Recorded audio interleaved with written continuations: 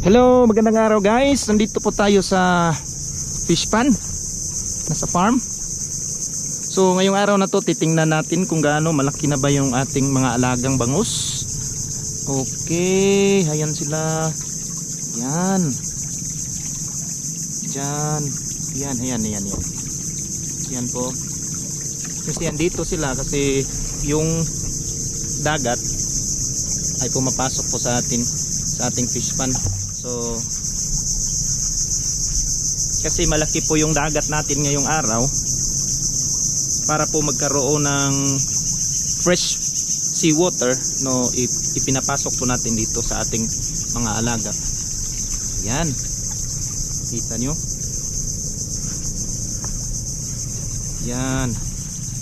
yan po ang ating mga alagang bangus.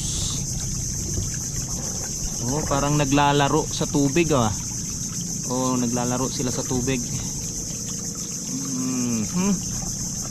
Gustong-gusto nila yung fresh water. So, tingnan natin.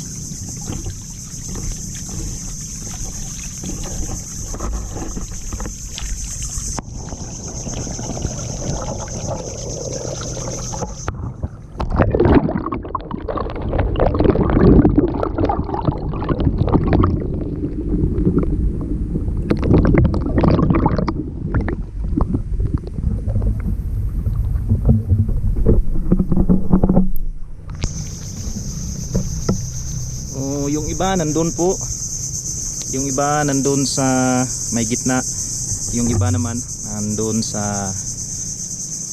kabila doon. Doon na dako.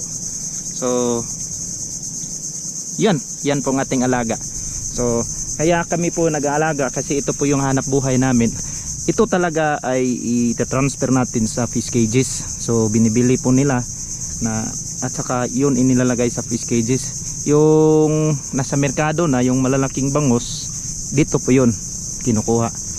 Pero pagdating ng fish cage, yun pinapalaki doon at inaalagaan din na mga 3 months.